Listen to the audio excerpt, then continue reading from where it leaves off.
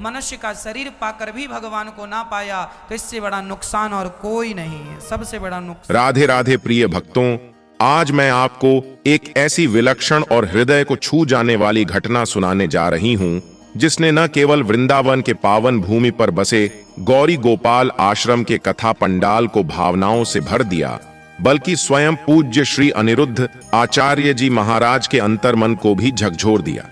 यह वही दिन था जब भागवत कथा अपने चरम पर थी, भक्ति की गंगा बह रही थी और हर श्रोता ईश्वरमय वातावरण में डूबा हुआ था। उसी शुभ क्षण में एक अप्रत्याशित भावनात्मक मोड़ ने सभी को स्तब्ध कर दिया। जब महाराज जी गहन भाव में कथा का वाचन कर रहे थे, तभी मंच पर उनकी पूज्य गुरु मां पधारी। जैसे ही उन्होंने माइक संभाला, सारा वातावरण श्रद्धा, करुणा और प्रेम का तरंगों से भर उठा। उनकी आवाज में अनुभव की गंभीरता और एक मां के हृदय की ममता समाई हुई थी। उन्होंने जिस आत्मीयता से अनिरुद्ध आचार्य जी के जीवन के संघर्षों को उजागर किया, वह हर श्रोता के हृदय को स्पर्श करता गया। उन्होंने बताया कि महाराज जी का बचपन अत्यंत अभावों में बीता। भोजन के लिए परिवार को मंदिर से प्राप्त प्रसाद पर निर्भर रहना पड़ता था। शिक्षा जैसी मूलभूत आवश्यकता भी एक सपना मात्र थी, लेकिन उन्होंने अपने कठिन जीवन को कभी कोसा नहीं, बल्कि उसे ईश्वर की इच्छा मानकर स्वीकार किया और हर कठिनाई को अपनी शक्ति बना लिया। नंगे पांव मीलों पैदल चलकर वे धार्मिक आयोजनों में पहुंचते, केवल सेवा और भक्ति की भावना से। उनके जीवन की यही तपस्या आज उन्हें उस ऊंचाई पर ले गई है जहां वे न केवल एक महान भागवताचार्य हैं, बल्कि समाज के लिए एक प्रकाश पुंज भी बन चुके हैं।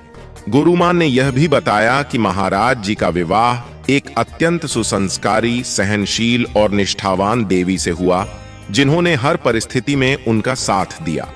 उनका यह संयुक्त जीवन आज हजारों युवाओं के लिए प्रेरणा का स्रोत है।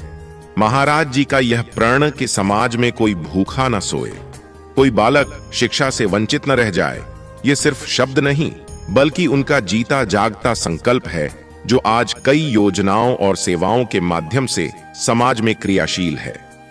उस क्षण महाराज जी मौन बैठे थे। उनकी आंखों से बहते अश्रु मानो उनके जीवन की कठिन यात्रा का मौन साक्ष्य दे रहे थे। उन्होंने मंच से कुछ शब्द कहे, शब्द जो सीधे आत्मा तक पहुंचते हैं। उन्होंने कहा, हर संकट मुझे ईश्वर के निकट लाया। भक्ति में यदि समर्पण हो तो हर कठिनाई हमारे लिए गुरु बन जाती है। यह कहते हुए उनकी आंखों से अश्रु झरझर बहते रहे और पूरे पंडाल में ऐसी शांति छा गई मानो समय थम गया हो। यह केवल एक कथा नहीं थी, यह आत्मा की यात्रा थी। यह वह क्षण था जब हर श्रोता ने स्वयं को उस यात्रा का सहभागी महसूस किया। प्रिय भक्तों, पूज्य अनिरुद्ध आचार्य जी का जीवन हमें सिखाता है कि सेवा, समर्पण और सतत निष्ठा के साथ जिया गया जीवन ही सच्ची साधना है। उनके शब्दों में केवल प्रवचन नहीं होता, बल्कि आत्मा को जागृत कर देने वाली शक्ति होती है। यदि यह कथा आपके हृदय को छू गई हो, यदि आपको लगा हो कि सच्चाई, संघर्ष और श्रद्धा का यह संगम आपको कुछ सोचने पर विवश कर गया है, तो मैं आपसे करबद्ध निवेदन करती हूं कि हमारे इस आध्यात्मिक परिवार से जुड़ने के लिए चैनल को सब्सक्राइब करें, ताकि हम और आप मिलकर ऐसी दिव्य और प्रेरणास्पद कथाओं को हर हृदय तक पहुंचा सकें। राधे राधे।